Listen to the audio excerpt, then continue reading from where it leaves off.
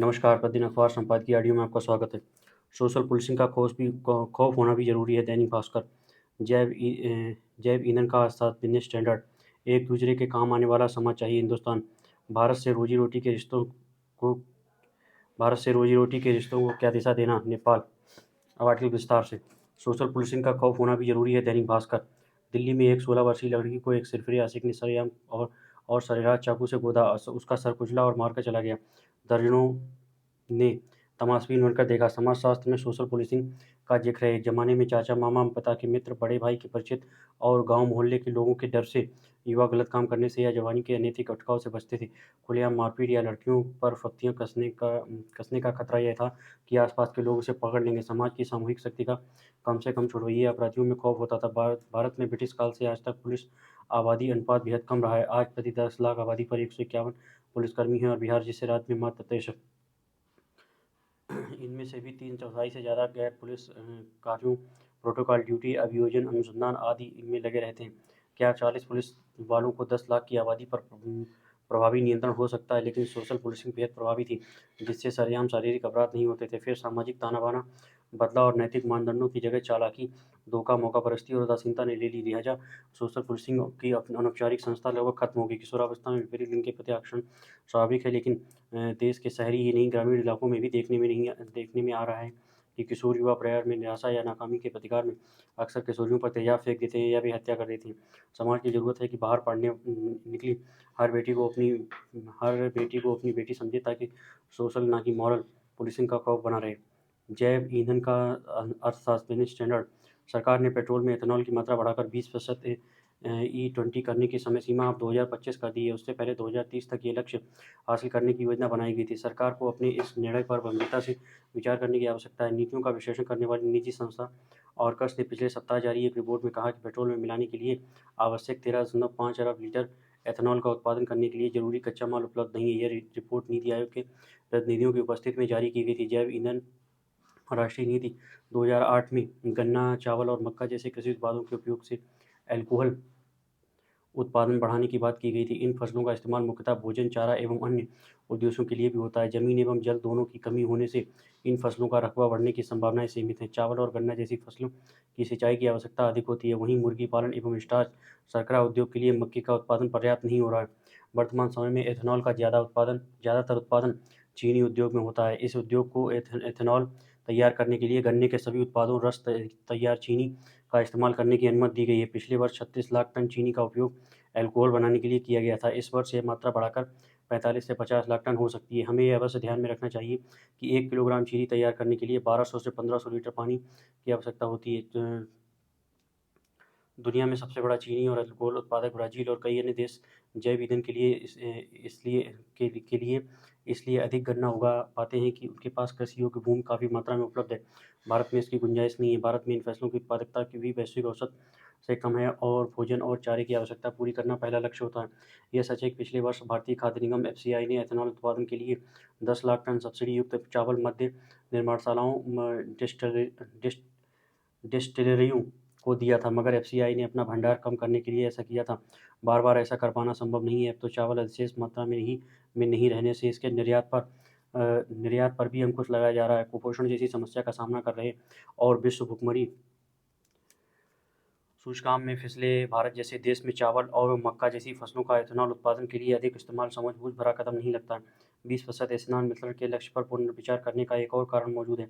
इस समय देश में जितने वाहन हैं वे अधिक मात्रा में एथेनॉल युक्त ईंधन से चलने के लिए उपयुक्त नहीं है। कम मात्रा में मिश्रण भरने के लिए भी वाहनों में बदलाव की जरूरत होगी। इसके अलावा हानिकारक गैसों का उत्सर्जन रोकने का लक्ष्य भी इससे पूरा होता नहीं दिख रहा है। विभिन्न अध्ययनों से पता चला है कि पेट्रोल में थोड़ी मात्रा में अल्कोहल मिलाना वाहनों के ईंधन में बदलाव E20 वाहन पर होने वाले निवेश को उचित ठहराने के लिए पर्याप्त नहीं है।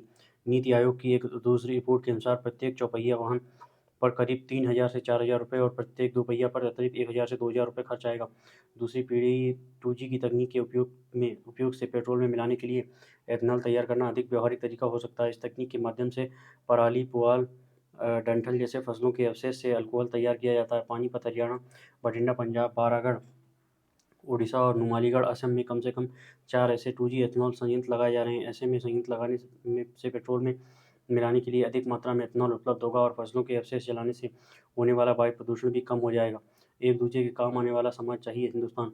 आनंद कुमार समाजशास्त्री। दिल्ली के सघन इलाके शाहबाद डेयरी में शेरशाम सरेरा एक युवक ने जिस तरह से एक किशोरी की बर्बर हत्या की, उससे कई सवालों को जन्म दिया। ये चिंता स्वाभाविक है कि राष्ट्रीय राजधानी क्षेत्र में जहाँ पुलिस चुस्त मानी जाती है और वह सीसीटीवी जैसे साधनों से सुसज्जित है, वहाँ कोई व्यक्ति इतनी बेफिक्री से हत्या करके कैसे फरार हो सकता है। हालांकि जल्दी कातिल को गिरफ्तार कर लिया गया, पर इसने दिल्ली पुलिस की साख को धूमिल कर दिया।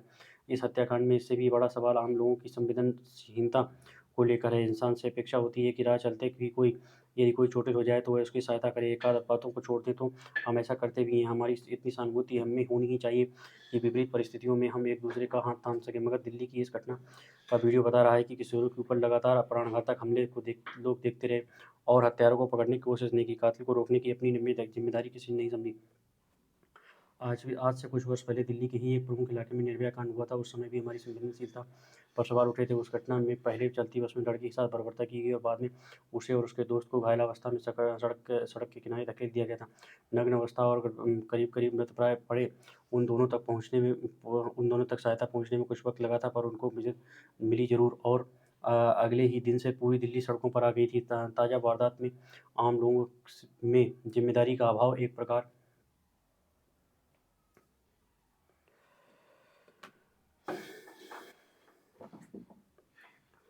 ताज़ा वारदात में आम लोगों में जिम्मेदारी का प्रभाव क्या एक नई प्रकार की दिल्ली बनने के संकेत है। क्या राजधानी में ऐसे इलाके भी हो गए हैं जहाँ के लोग एक दूसरे की परवाह नहीं करते? क्या इस कारण लोगों का प्रवासी होना, एक दूसरे से परिचित ना होना और या अमीर और गरीब में करीब की दिल्ली में फ़र्क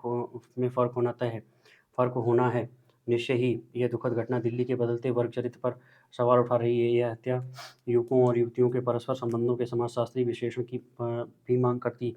माना जा रहा है कि इस बर्बरता के पीछे एक तरफा प्रेम भी एक पहलू है। इसका पता तो जांच के बाद चलेगा, लेकिन हताश होकर में यदि हत्या पर आमादा हो जाए तो ये चिंता की बात जरूर है। प्रेम को आखिर हम किस तरह से समझ रहे हैं? ये दरअसल एक लगाव है, अपने अपनी सार्थकता के लिए दूसरे के संग साथ मैत्री और स्नेह की तलाश है। मगर प्रेम यदि कोई वस्तु मान ली जाए जिसमें स्नेह न मिलने की सूरत में प्रेमी की हत्या का भाव बन जाए, तो संवेदनशील समाज को चिंतन करना चाहिए।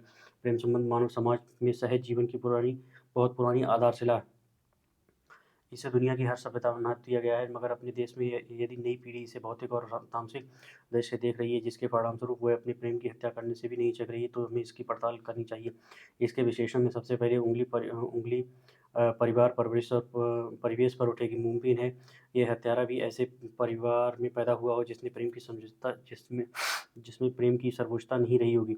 दूसरी उंगली मीडिया पर उठती है, विशेषकर सोशल मीडिया के मंच प्रेम को लेकर यदि इस तरह का प्रशिक्षण दे रहे हैं कि स्त्री भोग की वस्तु है और स्त्री युवकों को यह अधिकार है कि यदि लड़की उसके प्रस्ताव को नहीं मान रही तो उसके जीने का अधिकार खत्म करने चाहिए, तो इसे जांचना आवश्यक है। समाजशास्त्री किसी भी समाज के नियंत्रण के लिए मीडिया और पुलिस की भूमिका को काफ़ी अहम मानते हैं। यदि इन दोनों की मौजूदगी में हत्या हो रही है तो इसका सीधा अर्थ है कि इनका समाज पर नियंत्रण कमजोर हो रहा है। लिहाजा दिल्ली की घटना दुखद है, उससे भी ज़्यादा शर्मनाक और सबसे ज़्यादा चिंतनीय हिंसा समाज का विखंडन है और हत्या समाज का नाश। अगर आज के युवक युवतियाँ हत्या के भाव से एक दूसरे के संबंध बनाएंगे या हत्या के आतंक में जीने की व्यवस्था महसूस करेंगे, तो इसे जंगल राज कहना ही बेहतर है, जहाँ हर जानवर दूसरे से डरा हुआ है और मौका मिलते ही दूसरे की हत्या करने में संकोच नहीं करता। यह संवेदना का अंत, सहानुभूति का पतन और सामाजिकता पर सवाल है।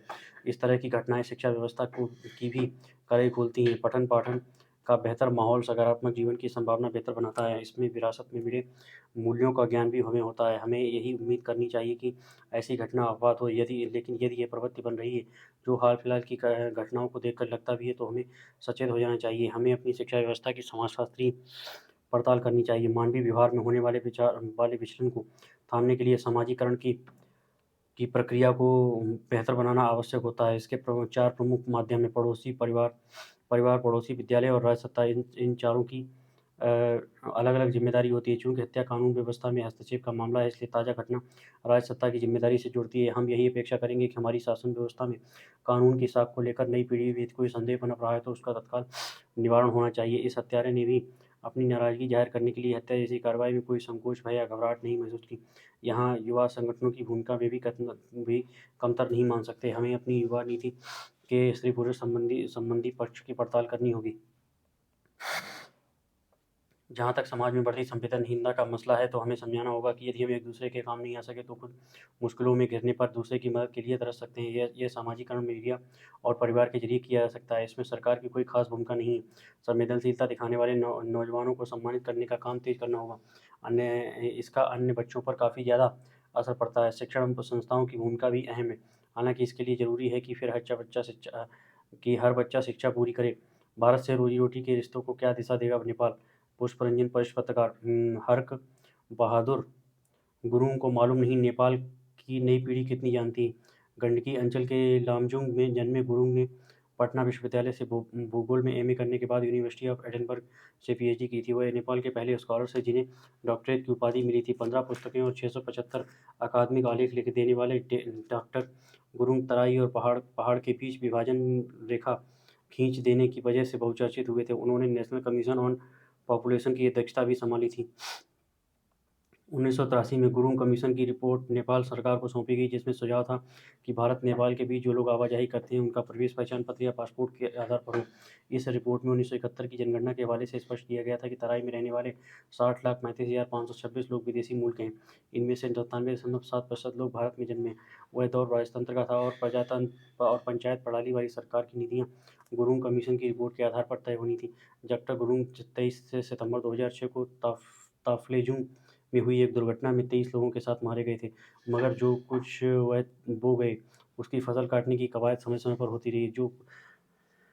जो कुछ गुरुंग कमीशन ने 40 साल पहले सुझाया था, उस अवधारणा से नेपाली लीडरशिप मुक्ति नहीं हो पाई। नेपाल में ईपीजी रिपोर्ट फिर चर्चा में है। डॉक्टर बाबूराम भट्टाराई ने प्रधानमंत्री रहे थे। 2011 में उभयपक्षीय विशिष्ट समूह बनाने का प्रस्ताव तत्काल भारतीय प्रधानमंत्री मनमोहन सिंह को दिया था। मनमोहन सिंह को लगा था कि वह बर्रे के छत्ते में हाथ डालने जैसा है। चुनांचे वह इसे टाल गए थे। जनवरी 2016 में तत्कालीन प्रधानमंत्री केपी शर्मा ओली ने एक बार फिर माहौल बनाया, जिनके समकक्ष नरेंद्र मोदी भी ईपीजी पर सहमत हो गए। अंततः भारत नेपाल के प्रसिद्ध लोगों का 8 सदस्यीय समूह बना, जिसका नाम रखा गया EPG, eminent persons group. Nepal की ओर से इस समूह के संयोजक हैं दिल्ली में नेपाल के राजदूत रह चुके बेग बहादुर थापा और भारत में भगत सिंह कोश्यारी जी इसका नेतृत्व कर रहे थे। ईपीजी की रिपोर्ट अब तक सार्वजनिक नहीं हुई। इसमें 4 सदस्य दोनों ओर से हैं, लेकिन इनमें से तराई की भावनाओं को समझने वाला कौन सा चेहरा है? दिलचस्प है कि 2 जुलाई 2018 को ईपीजी की 9वीं और आखिरी बैठक गुरुंग कमीशन की छाया से मुक्त नहीं हो पाई थी। समूह के सदस्य ऑफ द रिकॉर्ड बातचीत में मानते हैं कि भारत नेपाल संधि 1950 में बदलाव पर सहमति है। दूसरा, दोनों देशों की आवाजाही में लोगों के लिए पहचान पत्र दिखाना अनिवार्य किया जाए। तीसरा, नेपाल में काम करने के वास्ते वर्क परमिट हो। इससे भारत नेपाल के बीच बेटी रोटी के संबंध पर क्या असर पड़ेगा? प्रचंड 88 सदस्यीय जम्बो शिष्टमंडल के साथ भारत यात्रा पर आ रहे हैं। 29 मई को 17 खरब 51 अरब 31 करोड़ का बजट पास तो हो गया, पर उसके लक्ष्य पूरे करने के वास्ते दिल्ली से भी आर्थिक मदद की जरूरत होगी। प्रचंड ने प्रतिनिधि सभा को 4 सदस्यीय भारत यात्रा के एजेंडे से अवगत करा दिया है। बांग्लादेश विद्युत निर्यात के वास्ते भारत से समझौता कर नया कॉरिडोर विकसित करना, भैरवा एयरपोर्ट से हवाई रूट दिए जाने का प्रस्ताव, 136 किलोमीटर काठमांडू रक्सौल रेलमार्ग पूजा समझौता, ई-वॉलेट, नेपाल टीवी को भारत में दिखाने की अनुमति मुख्य एजेंडा है। मगर लिपुलेख जैसे जो विवादित विषय हैं, क्या सुलझा लिए जाएंगे? 30 मई को अनलीशिंग नेपाल पुस्तक के लेखक सुजीत साक्य ने कांतिपुर पोस्ट में एक अपने लेख में लिखा है, पुष्प कमल दाहाल क्या पापुआ न्यू गिनी के प्रधानमंत्री की तरह मोदी के चरणों में लौट जाएंगे? प्रचंड ने अपने कालखंड में न्यू मोदी लेखनाथ विद्युत प्रसारण लाइन तैयार कर प्रधानमंत्री मोदी से निजी संबंधों को प्रगाढ़ किया है। उनकी भारत यात्रा पर न सिर्फ चीनी लॉबी की नज़र है, बल्कि अमेरिकी भी इसकी समीक्षा करेंगे कि प्रचंड किस दिशा में आगे बढ़ रहे हैं। धन्यवाद।